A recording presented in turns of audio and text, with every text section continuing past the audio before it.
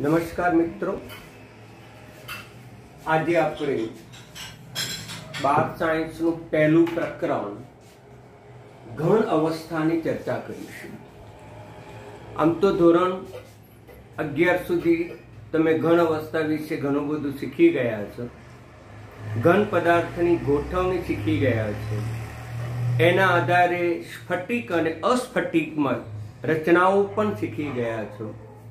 સ્ફટિકમય ઘન પદાર્થ કોને કહેવાય, અસ્ફટિકમય ઘન પદાર્થ કોને કહેવાય, એનો પણ તમે અભ્યાસ કરી ચૂક્યા છે। એટલે આપણે આના વિશે સવિસ્તાર ચર્ચા કરવાની જરૂર નથી, સ્ફટિક કોને કહેવાય અને અસ્ફટિક કોને કહેવાય। પરંતુ આ પાઠની અંદર કેટલીક અગત્યની બાબતો છે, એ આપણે શરૂઆત કરીશું। આ પાઠની અંદર વર્ણનાત્મક વધારે આપ્યું છે, ખૂબ વર્ણન આપ્યું છે, એ વર્ણનની કોઈ જરૂર નથી। શરૂઆતની અંદર ઘન પદાર્થની રચના કેવા પ્રકારની હોવી જોઈએ, એમાં અણુ પરમાણુ કેવા પ્રકારે ગોઠવેલા, બધી બાબતો તમને ખબર જ છે। એટલે શરૂઆતની અંદર તમને જે બાબતો ધોરણ 11 સુધી શીખી ગયા છો એ તમામ બાબતો પાછી સવિસ્તાર તમને આપેલું છે। એ બધું કંઈ વાંચવાની કંઈ જરૂર નથી, એના અભ્યાસ કરવાની પણ જરૂર નથી, કારણ કે એમાંથી કોઈ પ્રશ્નો કે પછી કોઈ જાહેર પરીક્ષામાં MCQ પ્રકારના પ્રશ્નો પણ આપણને પૂછતા નથી। પરંતુ આપણે અહીંથી અગત્યનું છે ત્યાંથી આપણે શરૂઆત કરીએ છીએ કે પહેલું કે સ્ફટિકમય ઘન પદાર્થનું વર્ગીકરણ। આપણા અભ્યાસક્રમમાં અસ્ફટિકમય ઘન પદાર્થની ચર્ચા જ નથી, એટલે સ્ફટિકમય ઘન પદાર્થોનું વર્ગીકરણ કઈ રીતે કરવામાં આવે છે, તો સ્ફટિકમય ઘન પદાર્થનું વર્ગીકરણ બે બાબતોને આધારે કરવામાં આવે છે। તેમાં રહેલા આંતરાણવીય આકર્ષણ બળને કારણે, તેમાં કેવા પ્રકારનું આંતરાણવીય આકર્ષણ બળ છે, અથવા તો તેમાં રહેલો ઘટક કણ શબ્દ વાપરો ત્યારે એમાં 3 બાબતોનો સમાવેશ થશે। ઘટક કણ તરીકે અણુ પણ હોઈ શકે, આયન પણ હોઈ શકે અને પરમાણુ પણ હોઈ શકે। એટલે કણો શબ્દ વાપરીશું ત્યારે આ 3નો એમાં સમાવેશ થઈ જશે। આમ ઘટક કણો વચ્ચે રહેલું આકર્ષણ બળ કયું, એ ઘટક કણોને જકડી રાખતા રાસાયણિક બંધો કયા, તેને આધારે આ સ્ફટિકમય ઘન પદાર્થનું વર્ગીકરણ કરવામાં આવે। અગત્યનો ટૂંકો પ્રશ્ન છે કે સ્ફટિકમય ઘન પદાર્થનું વર્ગીકરણ કઈ રીતે કરવામાં આવે, તો સ્ફટિકમય ઘન પદાર્થનું વર્ગીકરણ એક આંતરાણવીય આકર્ષણ બળોને આધારે તેમજ તેમાં રહેલા રાસાયણિક બંધોને કારણે અથવા તો તેમાં રહેલા આકર્ષણ બળોને આધારે ઘન પદાર્થનું વર્ગીકરણ કરવામાં આવે।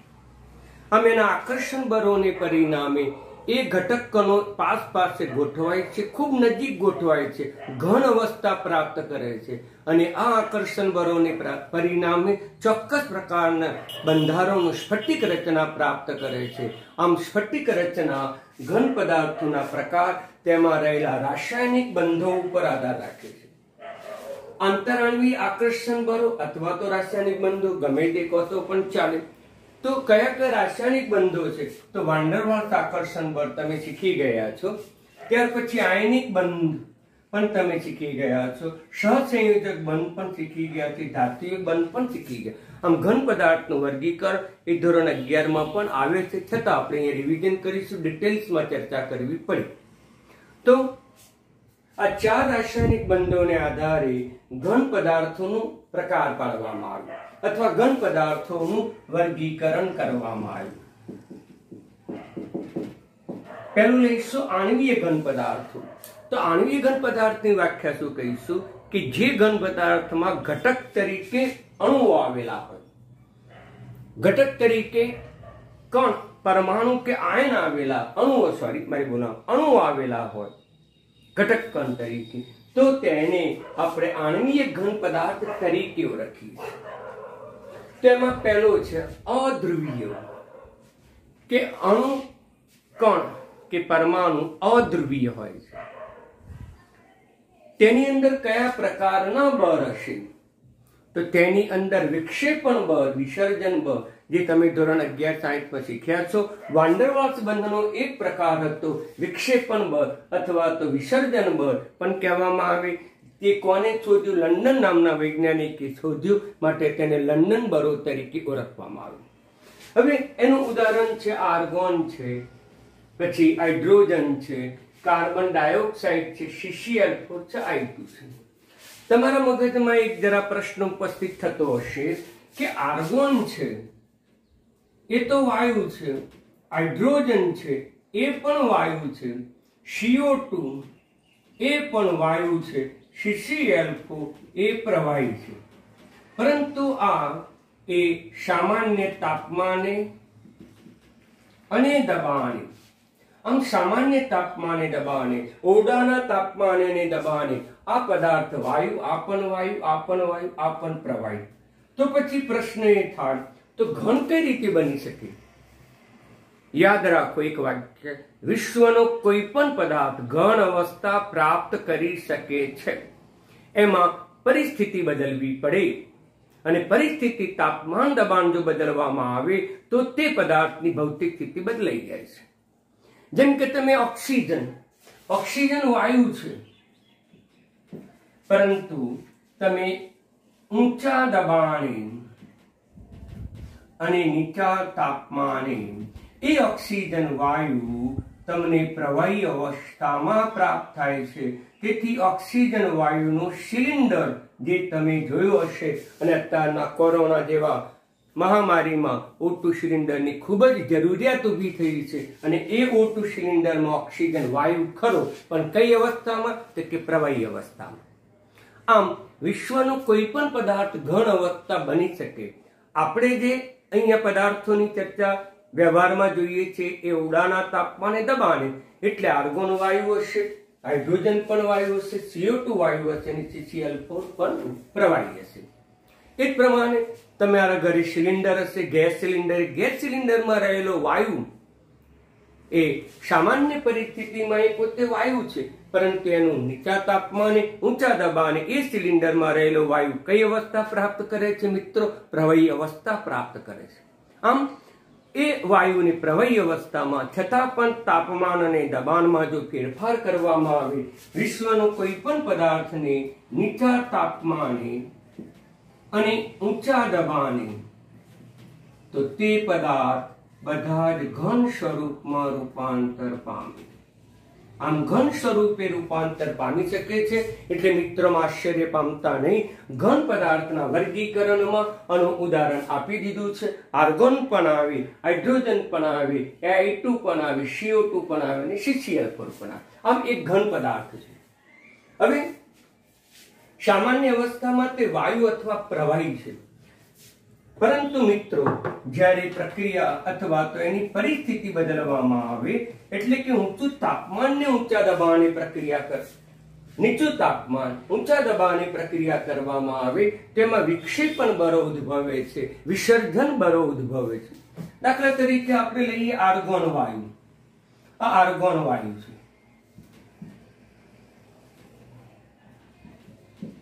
એમાં કેન્દ્ર છે અને તેની બાજુ આસપાસ ઇલેક્ટ્રોન ગોઠવાયેલા છે, એટલે કે ઇલેક્ટ્રોન ઘનતા સમાન છે.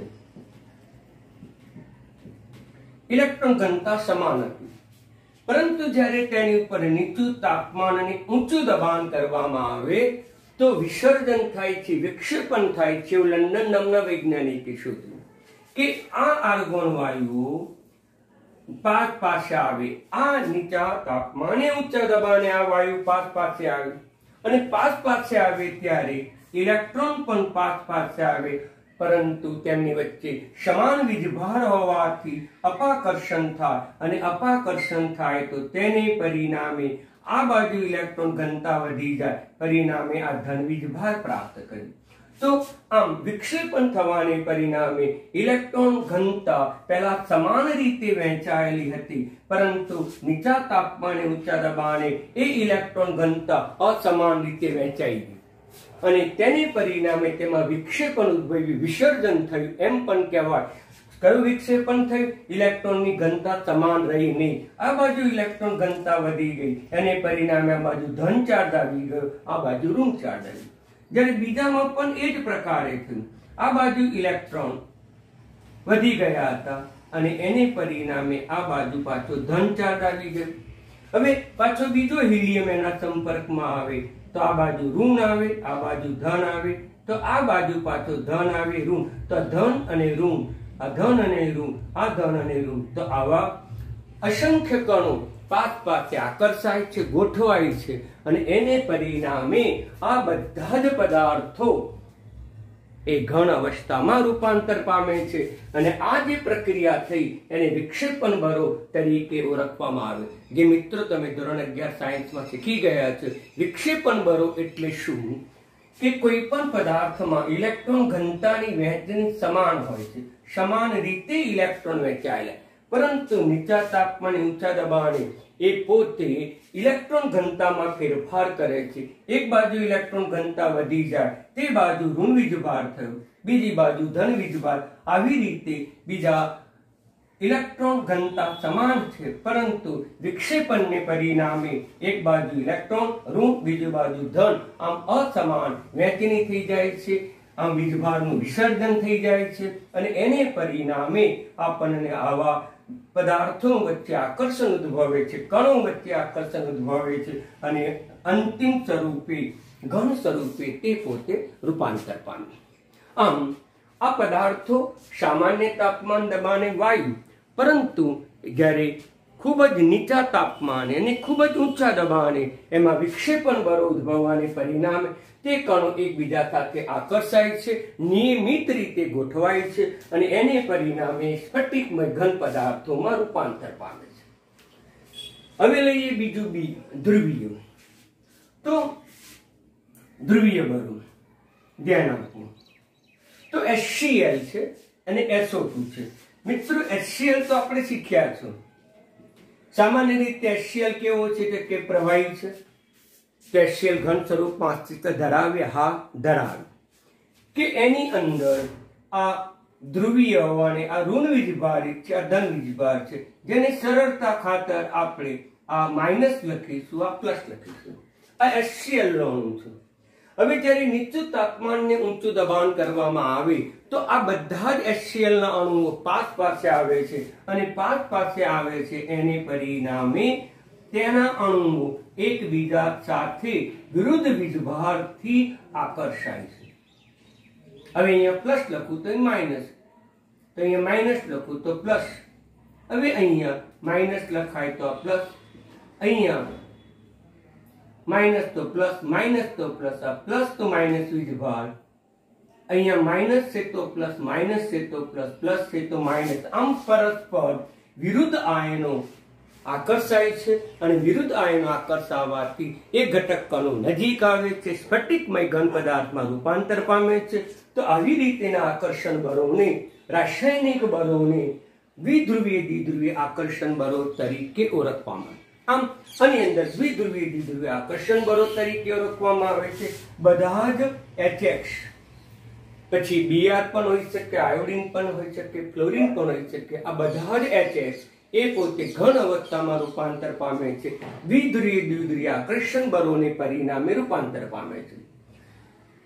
આમ ઘટક કણ પદાર્થો એ ધ્રુવીય હોય છે. દાખલા તરીકે SO2 ની ચર્ચા કરી તો SO2 નું બંધારણ કોણીય છે.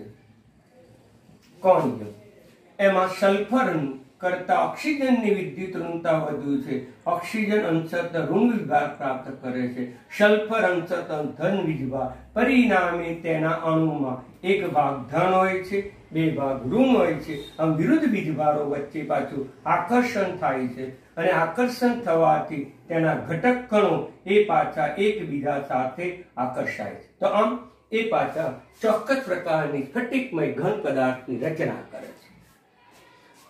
હવે આણ્વીય ઘન પદાર્થ તરીકે H બંધિત ઘન પદાર્થો. કેટલાક પદાર્થો H બંધ બનાવે તો તેવા પદાર્થો ઘન અવસ્થામાં રૂપાંતર પામે છે. દાખલા તરીકે પાણીનું તાપમાન જો તમે ઘટાડી દેવામાં આવે તો પાણીમાંથી શું બને? ઘન પદાર્થ. પાણીના સ્ફટિકને શું કહેવાય? તો પાણીના સ્ફટિકને આપણે બરફ કહીએ છીએ. આમ પાણીનો જે સ્ફટિક છે એ જ પોતે બરફ છે. આમ પાણી પણ પોતે ઘન સ્વરૂપમાં અસ્તિત્વ ધરાવે છે. તો આમ આણ્વીય ઘન પદાર્થો એમાં ઘટક તરીકે અણુ હોય છે, પરંતુ એના પણ 3 પ્રકાર પડે છે જે તેમાં રહેલા રાસાયણિક બંધોને આધારે નક્કી થાય છે. જે મેં તમને ઉદાહરણ સમજાવ્યું, અને આ ઉદાહરણો પણ તમને જાહેર પરીક્ષામાં MCQ માં પૂછી શકે છે. હવે આગળ લઈએ આયની ઘન પદાર્થો. આયની ઘન પદાર્થોમાં ઘટક તરીકે ધન આયન અને ઋણ આયન હોય છે. આમ આયનિક ઘન પદાર્થોની રચનામાં ઉદાહરણ તરીકે આપણે NaCl પણ લઈ શકીએ, MX ધાતુ હેલાઇડ પણ લઈ શકીએ, ધાતુ હેલાઇડ પણ લઈ શકીએ. તો એમાં ઘટક કણો તરીકે શું આવેલા છે? તો ઘટક કણો તરીકે આયન આવેલા છે. પ્રત્યેક ધન આયનની આસપાસ ઋણ આયનો ગોઠવાયેલા છે, અને પ્રત્યેક ઋણ આયનની આસપાસ ધન આયન ગોઠવાયેલા છે. આમ તેમની વચ્ચે આકર્ષણ બળો, આમ ધન આયન અને ઋણ આયનો વચ્ચે ઉદ્ભવતા આકર્ષણ બળોને કુલંબિક આકર્ષણ બળો તરીકે ઓળખવામાં આવે છે. માટે આયનિક ઘન પદાર્થોની અંદર યાદ રાખજો કયું આકર્ષણ બળ છે? કુલંબિક આકર્ષણ બળ, જેને સ્થિર વિદ્યુતીય આકર્ષણ બળ તરીકે ઓળખવામાં આવે છે. માટે આવા પદાર્થો સામાન્ય ઉડાના તાપમાને પણ સ્ફટિકમય છે, ઘન અવસ્થામાં રૂપાંતર પામેલા હોય છે. તો અહીંયા કોઈ પણ લઈ શકાય, અથવા તો MX2 પણ લઈ શકાય.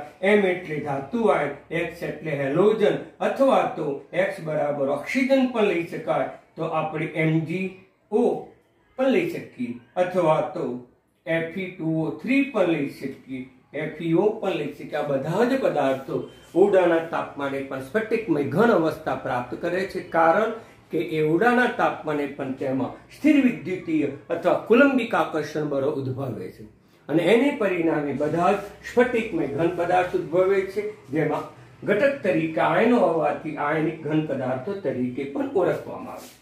હવે લઈએ ધાત્વિય ઘન પદાર્થ. ધાત્વિય ઘન પદાર્થની અંદર બંધન બળો તરીકે ધાત્વિય બંધ હોય છે.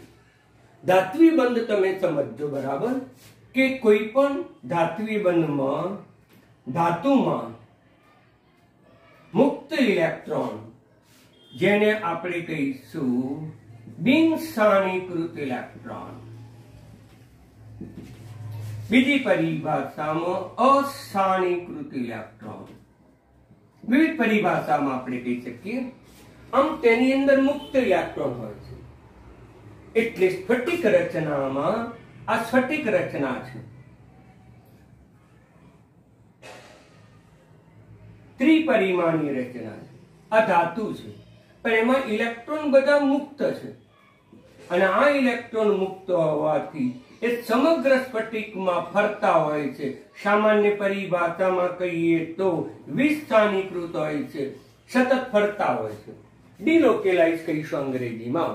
આમ ધાતુમાં ઇલેક્ટ્રોન સતત પરિભ્રમણ કરતા હોય છે, એના ક્ષેત્રફળમાં એની મર્યાદામાં ઇલેક્ટ્રોન સતત પરિભ્રમણ કરતા હોય છે.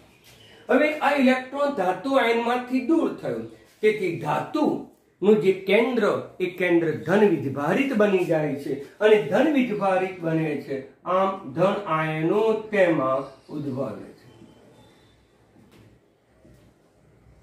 દાખલા તરીકે Fe ની ચર્ચા કરી. Fe નો પરમાણુ ક્રમાંક 26 છે, એટલે આર્ગોન 18 અને 4s2 તો એની અંદર વિસ્થાનીકૃત ઇલેક્ટ્રોન હોઈ શકે, અને એને પરિણામે Fe ઉપર ધન વીજભાર હોઈ શકે. જેટલા ઇલેક્ટ્રોન વિસ્થાનીકૃત એટલો ધન વીજભાર અહીંયા આવી શકે. દાખલા તરીકે ઝીંક લઈએ તો ઝીંકમાં 30 લઈએ, આર્ગોન 18, 4s2 3d10, તો 2 ઇલેક્ટ્રોન વિસ્થાનીકૃત હોય છે વત્તા 2. પરંતુ અહીંયા ઘટક કણો તો એવોગેડ્રો અંક જેટલા હોય, અસંખ્ય સંખ્યામાં હોય. આમ અસંખ્ય ઇલેક્ટ્રોન છૂટા પડે, અસંખ્ય ઇલેક્ટ્રોન વિસ્થાનીકૃત હોય છે, જે સતત તરતા હોય છે, મુક્ત હોય છે, અને એમાં ઉદ્ભવતો ધન આયન એ સતત તરતો હોય છે. આમ ઇલેક્ટ્રોનનો સમુદ્ર કલ્પવામાં આવે છે. સમુદ્ર એટલે આપણે પાણીનો સમુદ્ર નહીં, વૈજ્ઞાનિકોએ એને ઇલેક્ટ્રોન સમુદ્ર કીધા, કારણ કે એટલા બધા ઇલેક્ટ્રોનના સૂક્ષ્મ કણો તરતા હોય છે.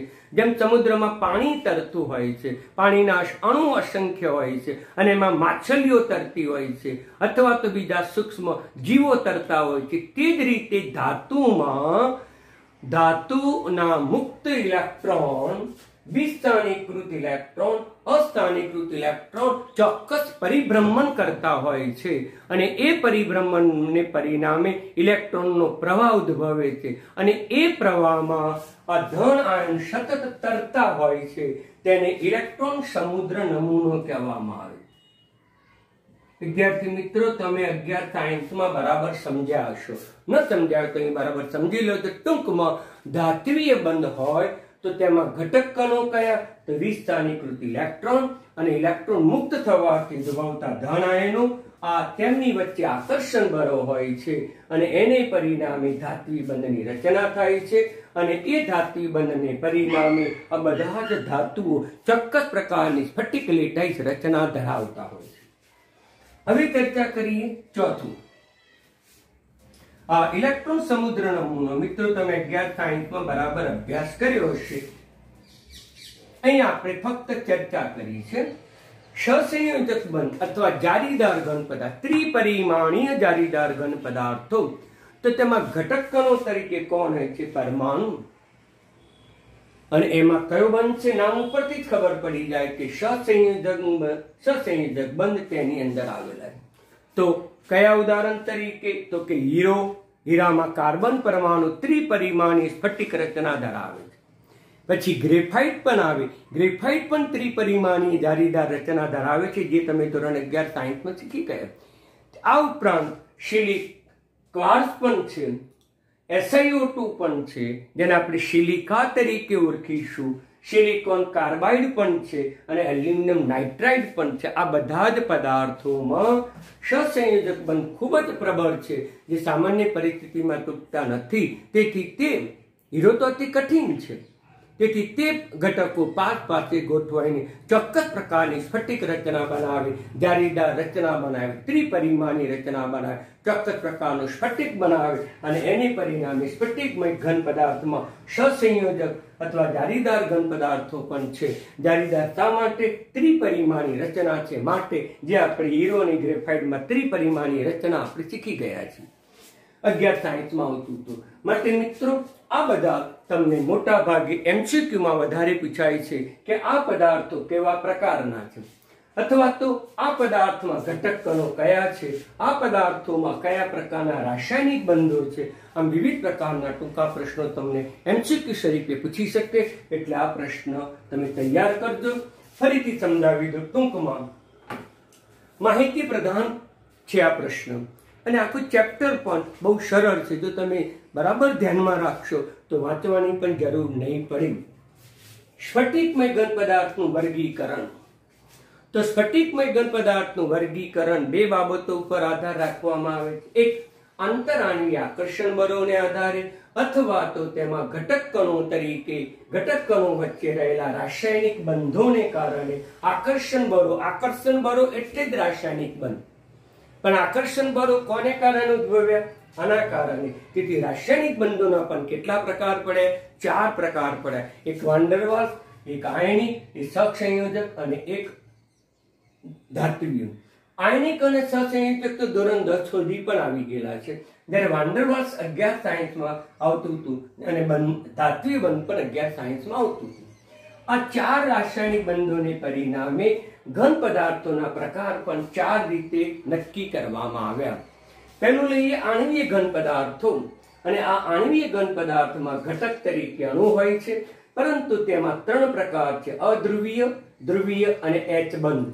અધ્રુવીયમાં વિક્ષેપણ બળોને પરિણામે તેમાં આકર્ષણ બળો ઉદ્ભવે છે, ઉદાહરણ લખેલું છે। ધ્રુવીય આણ્વીય ઘન પદાર્થમાં ઘટક તરીકે અણુ હોય છે, એમાં ઘટક પદાર્થોમાં એક ધ્રુવીય બંધ રચાય છે, તેથી ધ્રુવીય દ્વિધ્રુવીય આકર્ષણ બળો પણ ઉદ્ભવે છે। હાઇડ્રોજન બંધ એટલે H બંધ ધરાવતું ઘન પદાર્થ ઉત્તમ ઉદાહરણ છે પાણી। પાણીમાં H બંધ મજબૂત બને નીચા તાપમાને તો તરત એ બરફમાં રૂપાંતર પામે। આમ બરફ એ પાણીનો સ્ફટિક છે, પાણીનો સ્ફટિક બરફ છે। મેં પ્રતિવિધાન બોલ્યો। હવે આયનિક ઘન પદાર્થો સ્વાભાવિક છે, એમાં ઘટક કણો વચ્ચે કયા બંધ છે? તો કે કુલંબિક આકર્ષણ બળો છે, એમાં ઘટક તરીકે ધન આયન પણ હોય, ઋણ આયન હોય, તેમની વચ્ચે આકર્ષણ બળો ઉદ્ભવે, ઉદાહરણ પણ લખેલું। ધાત્વિક ઘન પદાર્થમાં ઘટક કણો તરીકે મેં કીધું મુક્ત ઇલેક્ટ્રોન હોય છે, અને એમાં ઇલેક્ટ્રોન મુક્ત થવાથી ધન આયન ઇલેક્ટ્રોન ઉપર ઋણ વીજભાર અને ધન આયન વચ્ચે મજબૂત આકર્ષણ થાય, તેને પરિણામે ધાત્વીય બંધની રચના થાય. ઉદાહરણ તરીકે લખેલા છે. સહસંયોજક અથવા જાળીદાર ઘન પદાર્થો, તો તેમાં ઘટક કણ તરીકે પરમાણુ હોય છે. એમાં મજબૂત સહસંયોજક બનશે, પરંતુ તેમાં વિવિધ સંકરણને પરિણામે ત્રિપરિમાણીય રચના જાળીદાર ઘન પદાર્થ ઉદ્ભવે છે, જેમ કે હીરો sp3 સંકરણ ત્રિપરિમાણીય જાળીદાર રચના. ગ્રેફાઇટ તમે શીખી ગયા છો. ગ્રેફાઇટ એ sp2 સંકરણ સમતલીય ષટકોણ ત્રિપરિમાણીય રચના ધરાવે છે, જે 1160 શીખી ગયા. આ ઉપરાંત SiO2 એ પણ ત્રિપરિમાણીય sp3 સંકરણ, ક્વાર્ક, SiC અને AlN એ પણ બધા આપણને જાળીદાર ઘન પદાર્થો છે. એટલે મિત્રો, ઉદાહરણ તરીકે યાદ રાખજો, જે તમને MCQ માં ઉપયોગી થઈ પડશે. એટલે અગત્યનો પ્રશ્ન હતો, મેં તમને ચર્ચા કરી છે.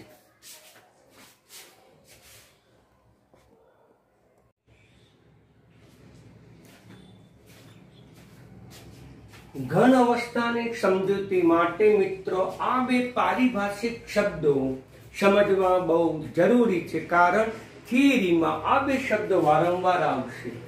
એકમ કોષ એટલે શું? તો ઘન પદાર્થ આપ્યો સ્ફટિક રચના.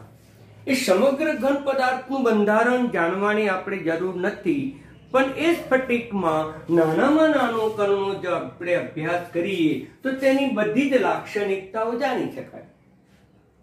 સમગ્ર સ્ફટિક ત્રિપરિમાણીય રીતે ગોઠવાયેલો હોય તો ત્રિપરિમાણીય સમગ્ર બંધારણ જાણવાની જરૂર નથી. એનામાં નાનામાં નાનો અણુ, પરમાણુ કે આયન, કણ એટલે અણુ, પરમાણુ કે આયનની જે ગોઠવણી છે એ ગોઠવણીને આપણે એકમ કોષ તરીકે ઓળખીએ છીએ.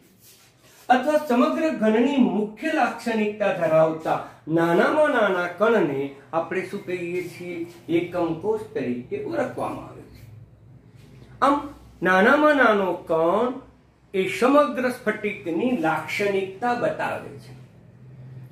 આની વ્યાખ્યાઓ અગત્યની નથી, પરંતુ એના પારિભાષિક શબ્દો જે છે એ અગત્યના સમજવા જેવા છે. દાખલા તરીકે આપણે સોડિયમ ક્લોરાઇડ ઘન પદાર્થ છે, એના સ્વાદ લાક્ષણિકતામાં એનો સ્વાદ આપણે પારખવો છે. તો આપણે શું કરીશું કે સોડિયમ ક્લોરાઇડનો મોટો ઢગલો હશે, તો આપણે મોટો ઢગલો છે, બધો જો ઢગલો આપણે સ્વાદમાં ઉપયોગ કરીશું? આખો ઢગલો NaCl ખાઈ જઈશું મીઠાનો? ના. આપણે શું કરીએ છીએ? એ ઢગલામાંથી, મીઠાના ઢગલામાંથી થોડું ચપટી સૂક્ષ્મ કણ એ આપણે લઈએ છીએ અને ત્યાર પછી જીભ ઉપર મૂકીએ છીએ, તો આપણને ખબર પડી કે સોડિયમ ક્લોરાઇડ એ ખારો પદાર્થ છે. આમ ખારાશની લાક્ષણિકતા નક્કી કરવા માટે સમગ્ર ઢગલો ખાવાની જરૂર નથી, પણ એ કણ એ સોડિયમ ક્લોરાઇડના સ્વાદની સમગ્ર લાક્ષણિકતા બતાવે છે. તો એ કણ એ આપણી પરિભાષામાં એકમ કોષ તરીકે ઓળખીશું. સમજો મિત્રો બરાબર. એ જ રીતે લોહીનું પણ ઉદાહરણ લઉં. આપણા લોહીનું બંધારણ નક્કી કરવું છે, તો સમગ્ર લોહીનું બંધારણ નક્કી કરીશું? સમગ્ર લોહી આપણે કાઢીને લેબોરેટરીમાં ટેસ્ટ કરીએ છીએ? ના મિત્રો, કે લોહીનું એક ટીપું આપણે મૂકીએ અને એક ટીપા ઉપરથી આપણા લોહીનું બંધારણ નક્કી કરી શકીએ છીએ. એ કયા ગ્રુપનું છે? એ ગ્રુપ છે, AB છે, B પ્લસ માઇનસ વગેરે ગ્રુપ. કયું ગ્રુપ છે નક્કી કરવું હોય લોહીનું? તો સમગ્ર લોહીનો કસોટી કરવામાં આવતી નથી. સમગ્ર લોહીની લાક્ષણિકતા બતાવવા માટે લોહીનું એક ટીપું પૂરતું છે, તો એક નાનો કણ લોહીનો એ પૂરતો છે અને તેને આપણે એકમ કોષ તરીકે ઓળખીશું. તો આમ લોહીના ઉદાહરણો દ્વારા પણ સમજાવી શકાય. અને આ તો લોહીનું ઉદાહરણ છે, ભલે પ્રવાહી હોય, પરંતુ લોહીમાં રહેલો એકમ કોષ આપણે એનો અભ્યાસ કરીએ તો આપણને એનું બંધારણ જોવા મળે છે, એમાં ગ્રુપ જોવા મળે છે. તે જ રીતે આપણે NaCl ની પણ મેં ચર્ચા કરી. ઓકે મિત્રો, તો સમગ્ર સ્ફટિક છે, એ સમગ્ર સ્ફટિકનું બંધારણ એનો અભ્યાસ આપણે જરૂરી નથી. નાનામાં નાનો કણ કે જે કણ સમગ્ર સ્ફટિકની લાક્ષણિકતા બતાવે તેને એકમ કોષ તરીકે ઓળખવામાં આવે છે, અને જ એકમ કોષ. આમ સમગ્ર સ્ફટિકનો નાનામાં નાનો કણ કે ભાગ જે સમગ્ર સ્ફટિકની લાક્ષણિકતા બતાવે તેને એકમ કોષ કહેવાય. હવે સ્ફટિક લેટિસ કોને કહેવાય? મેં તમને કીધું કે એકમ કોષ છે ત્રિપરિમાણમાં ગોઠવાયેલો સ્ફટિક છે. ત્રિપરિમાણીય એટલે આપણું પાટિયું આ x પરિમાણ છે, જો તમે આ લો તો y પરિમાણ થઈ ગયું, અને એને લંબ તમે જુઓ તો z પરિમાણ થઈ ગયું લંબ. પરંતુ પાટિયું એ દ્વિપરિમાણમાં છે, જ્યારે સ્ફટિક ત્રિપરિમાણમાં છે, એટલે એને સમજવા માટે બહુ જ જરૂરી છે. આમ એની ત્રિપરિમાણી રચના બરાબર ધ્યાનમાં રાખવી પડશે, તો આ પાઠ સરળ બનશે. તો ત્રિપરિમાણીય ગોઠવતા સ્ફટિક બને છે, અને આ જે ગોઠવણી થઈ તેને સ્ફટિક લેટીસ કહેવામાં આવે છે. અને લેટીસ ઉપરથી એક શબ્દ ઉતરી આવ્યો લેટાઈસ, અને લેટાઈસ ઉપરથી આપણે વ્યવહારમાં એક શબ્દ વાપરીએ છીએ ટાઇલ્સ. મિત્રો, આપણે ક્યાંય પણ ટાઇલ્સ લગાડેલી હોય સંડાસ બાથરૂમ કે એલિવેશન કે આપણને દેખાવ માટે, તો એ ટાઇલ્સની ગોઠવણી વ્યવસ્થિત હોય છે, નિયમિત હોય છે. એ ટાઇલ્સ એક ઘટક છે, અને એ ઘટકની ગોઠવણી નિયમિત બને, ત્રિપરિમાણી રચના બને, તો એ ત્રિપરિમાણી રચના જ એટલે સ્ફટિક લેટીસ તરીકે ઓળખાય છે. મિત્રો, આમ ટાઇલ્સમાં રહેલો ઘટક કણ મોટો ચોરસ કે લંબચોરસ ટાઇલ્સ હોય છે, એ નિયમિત રીતે ગોઠવાયેલી છે, અને નિયમિત રચનાથી એ ટાઇલ્સની સ્ફટિક રચના આપણને પ્રાપ્ત થાય છે. તે જ રીતે અહીંયા પણ આપણને સૂક્ષ્મ કણો છે, અને સૂક્ષ્મ કણો તરીકે પરમાણુ, આયન ગમે તે હોઈ શકે, અને એની ત્રિપરિમાણીય રચના ગોઠવણી થાય તો તેને સ્ફટિક લેટીસ તરીકે ઓળખવામાં આવે. આમ ટાઇલ્સ ન બતાવી હોય તો એને સૂક્ષ્મ કણ તરીકે આ રીતે બતાવી છે. મિત્રો, આ ટાઇલ્સનો મધ્યમાં રહેલો કણ છે. સમગ્ર ટાઇલ્સ આપણે બતાવવાની જરૂર નથી, મધ્યમાં રહેલો કણ છે. તો આ ટાઇલ્સની ગોઠવણી છે. પરંતુ આપણો પરમાણુ, અણુ કે આયન અતિ સૂક્ષ્મ છે, અને અતિ સૂક્ષ્મ હોવાથી તેઓને ફક્ત પાટિયા ઉપર બિંદુ તરીકે બતાવવામાં આવે છે, જેને લેટીસ બિંદુ તરીકે ઓળખવામાં આવે છે. આમ લેટીસ બિંદુ એટલે શું? ઘટક કણોનું, અણુ, પરમાણુ કે આયનનું ત્રિપરિમાણીય ગોઠવણી બતાવવા માટે ટક્કુ કે બિંદુ કરવામાં આવે, અને લેટીસ બિંદુ કહેવામાં આવે, અને એને જોડો તો વિવિધ પ્રકારની રચનાઓ ઉદ્ભવે છે, અને એ રચનાઓને પરિણામે સમગ્ર સ્ફટિક બને, અને સમગ્ર સ્ફટિકનો નાનેમાં નાનો કણ જે લાક્ષણિકતા બતાવે તો તેને એકમ કોષ કહેવાય. આમ સ્ફટિકમાં રહેલા નાનામાં નાના કણને બિંદુ તરીકે દર્શાવીએ છીએ, અને આવી બિંદુની ત્રિપરિમાણીય રચના જો બને તો એને આપણે સ્ફટિક લેટીસ તરીકે ઓળખવામાં આવે છે. દાખલા તરીકે આ સ્ફટિક લેટીસને એક જ દ્વિપરિમાણમાં જોડવામાં આવ્યો, તો પછી આપણને કઈ રચના બની? ચોરસ રચના બની. ચોરસ રચના બની. એ જ રીતે એ સ્ફટિકના કણોને જો તમે આ રીતે જોડવામાં આવે તો કઈ રચના બની? સમતલીય ષટકોણ રચના બની. આમ સમતલીય ષટકોણ રચના બની. અહીંયા આપણે ફક્ત દ્વિપરિમાણ રીતે જ જોડાણ કર્યું છે. એ જ રીતે આ લેટાઈસ બિંદુ છે. આ લેટાઈસ બિંદુ છે જે સ્ફટિકનો નાનામાં નાનો કણ છે, નરી આંખે દેખી શકાતો નથી, તેથી આપણે એનું ચિત્ર સ્વરૂપે ટપકા વડે દર્શાવીએ છીએ. એ ટપકું જ એટલે લેટીસ બિંદુ. હવે એનું આપણે જોડાણ કરીશું. તો એનું જોડાણ આપણે વિવિધ રીતે કરી શકીએ. આપણે આ જે જોડાણ કર્યું એ એક જ સમતલમાં કર્યું. મિત્રો, એને આપણે બીજા સમતલમાં પણ જોડાણ કરી શકીએ, અને બીજા સમતલમાં આપણે જોડાણ કરીએ તો આપણને બોક્સ રીતે અથવા તો આપણને એનું બીજું ચિત્ર પણ પ્રાપ્ત થાય. જો અહીંયા આવેલા હોય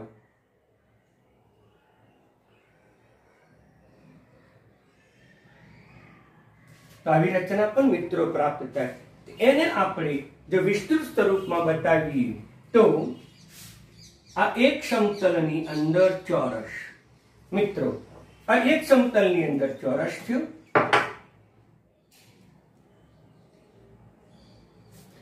બીજું ચોરસ સમતલની બહાર, આપણે સમતલની બહાર બતાવીએ છીએ, એને આ રીતે દર્શાવી શકાય. એના ખૂણાઓ જોડી દઈએ તો આપણને એક એકમ કોષની રચના થઈ.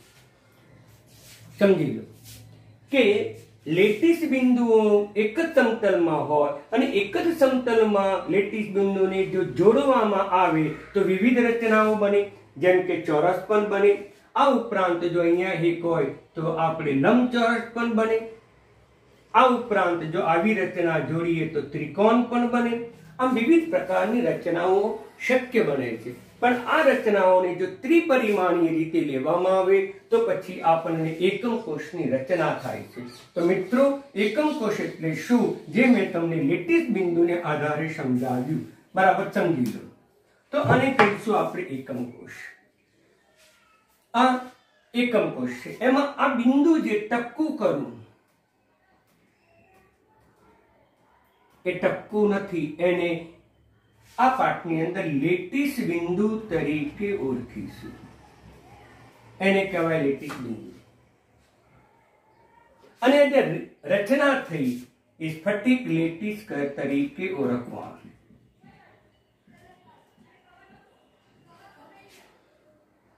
અને ત્રિપરિમાણીય રીતે ગોઠવતા જ જાઓ. આ બાજુ ગોઠવો, આ બાજુ ગોઠવો, પાછળની દિશામાં, ઉપરની દિશામાં, નીચેની દિશાના, ડાબી બાજુ, જમણી બાજુ, ત્રિપરિમાણીય રીતે તમે ગોઠવતા જાઓ તો તમને એકમ કોષ તરીકે તમને પ્રાપ્ત થાય. તો આવી રચનાઓ કેટલી, બહુ જ અગત્યનો પ્રશ્ન છે. તો એવી રચના બ્રેવિસ નામના વૈજ્ઞાનિકે શોધી, જેને બ્રેવિસ લેટિસ તરીકે ઓળખવામાં આવે છે. આવી ત્રિપરિમાણીય વિવિધ પ્રકારની રચના, જેને બ્રેવિસ લેટિસ તરીકે ઓળખવામાં આવે છે. અને આવી કેટલી રચનાઓ જોવા મળે? 14, જે તમને ઇમ્પોર્ટન્ટ છે. MCQ ની રીતે યાદ રાખજો મિત્રો. તો આ પણ બે પારિભાષિક શબ્દ વેરી મોસ્ટ ઇમ્પોર્ટન્ટ છે, બરાબર ધ્યાનમાં રાખજો. તો પછી આપણે એકમ કોષ છે અને આ એકમ કોષને ત્રિપરિમાણીય રીતે જો ગોઠવવામાં આવે તો પછી આપણને સ્ફટિક લેટિસ રચના બને. અને આવી સ્ફટિક લેટિસ રચનાઓ બ્રેવિસ નામના વૈજ્ઞાનિકે શોધી, માટે તેને બ્રેવિસ લેટિસ તરીકે પણ ઓળખવામાં આવે. આવી બ્રેવિસ લેટિસ રચનાઓ કુલ કેટલી છે? 14. એ 14 નો આપણે અભ્યાસ કરવાનો છે. એટલા માટે ત્રિપરિમાણીય રચના તમારે ધ્યાનમાં રાખવી પડે. આ એકમ કોષ જે આપણે બતાવ્યો, એ એકમ કોષની લાક્ષણિકતા શું? લાક્ષણિકતા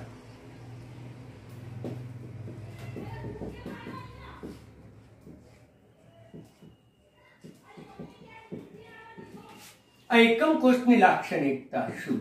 મિત્રો, મેં અહીંયા એકમ કોષ બતાવ્યો છે. તેની લાક્ષણિકતા શું? તો સમજો, એની ધાર આ આપણે લઈશું એ, યાની કે એક્સ અક્ષ ઉપર આવેલી છે. આ એની ધાર કહીશું. બીજી વાય અક્ષ ઉપર આવેલી છે અને ત્રીજી ઝેડ. આમ તેની અંદર 3 ધાર આવેલી છે. ત્રિપરિમાણીય રચના છે.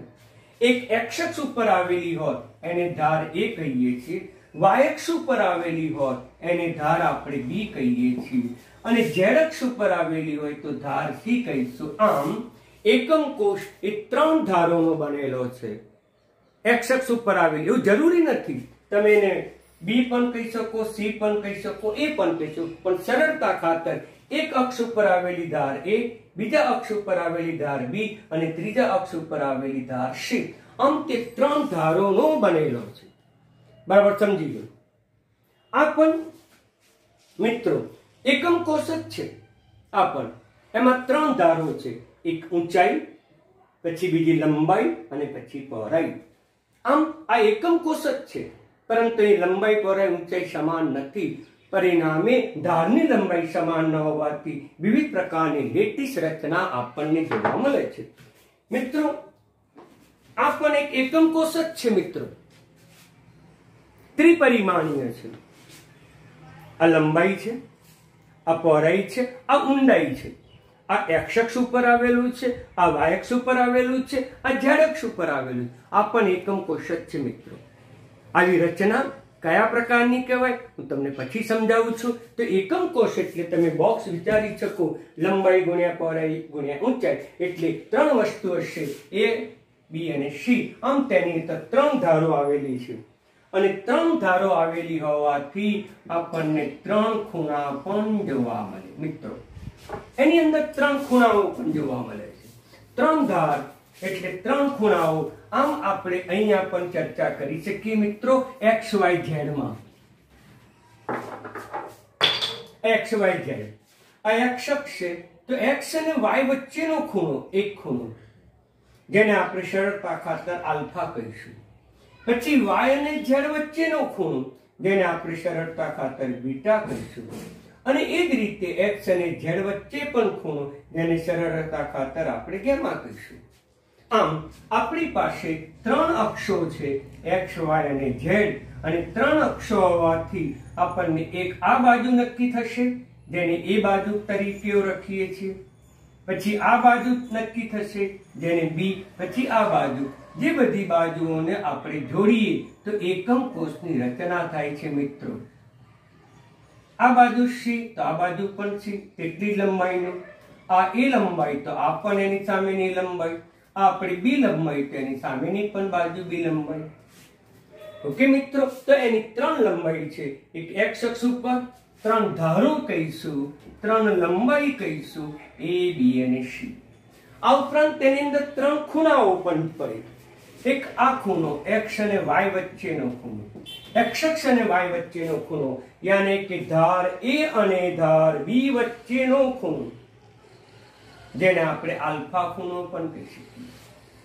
એ જ રીતે વાય અને ઝેડ વચ્ચેનો ખૂણો તો અહીંયા પણ ધાર બી અને સી વચ્ચેનો ખૂણો જેને આપણે ગેમા પણ કહી શકીએ. એ જ રીતે એક્સ અને ઝેડ વચ્ચેનો ખૂણો તે જ પ્રમાણે અહીંયા પણ એ અને સી ધાર વચ્ચેનો ખૂણો જેને આપણે બીટા ધાર તરીકે અથવા બીટા ખૂણા તરીકે ઓળખી શકીએ. આમ 3 ખૂણા છે આલ્ફા, બીટા અને ગેમા. આમ તેના લાક્ષણિકતા બતાવવા માટે, એની મુખ્ય લાક્ષણિકતા બતાવવા માટે 6 એકમોની જરૂર પડે છે. એ બી સી એ આલ્ફા, બીટા અને ગેમા. આમ તેના પેરામીટર્સ, મીટર એટલે માપ, પેરામીટર કેટલા? 6. યાદ રાખજો કે કોઈ પણ એકમ કોષની લાક્ષણિકતા બતાવવી હોય તો 6 પેરામીટરની જરૂર પડે. 3 લંબાઈ એબીસી યાને 3 ધાર અને 3 ખૂણા આલ્ફા, બીટા, ગેમા. કુલ 6 પેરામીટરની જરૂર પડે. આમ 6 માપની જરૂર પડે અને 6 માપ બદલાતા જાય તો આપણને 14 પ્રકારના એકમ કોષ સ્ફટિક લેટાઈસ બને, જે આપણે આવતીકાલે તેનો અભ્યાસ આપણે કરીશું મિત્રો. એટલે તમે આટલી જે ચર્ચા કરી એ બરાબર સમજી લેજો. એના આધારે કોઈ થિયરી પૂછાતી નથી, પરંતુ તમને હવે પછીની થિયરી માટે એ અગત્યના શબ્દો હતા. પારિભાષિક શબ્દો, વોકાબલરી જેને કહીશું એ વોકાબલરી પણ અગત્યની હતી. માટે મિત્રો તમે આ તૈયાર કરજો. હવે વિદ્યાર્થી મિત્રો શેમાંથી તૈયાર કરવાનું? તો મિત્રો પાઠ્યપુસ્તકમાં તો ઘણું બધું વર્ણન આપેલું છે. એ બધું વર્ણન વાંચવાની જરૂર નથી, પરંતુ અગત્યના જે મુદ્દા છે એ અગત્યના મુદ્દાની મેં નોટ્સ પણ બનાવેલી છે મિત્રો. અને આજે તમને મેં 4.5 નોટ્સ તમને PDF સ્વરૂપે મોકલી આપી છે. તો દરેક વિદ્યાર્થી મિત્રો એ નોટ્સ તમે ઉતારતા જાઓ અથવા ઉતારી દો. અને પછી આ વિડીયોનો જો તમે અભ્યાસ કરશો તો મેં અત્યાર સુધી ભણાયું એ જરાય અઘરું નથી, એકદમ સરળ છે.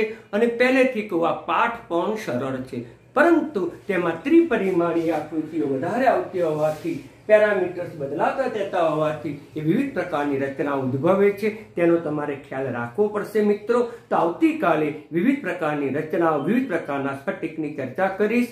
અસ્તુ, ધન્યવાદ.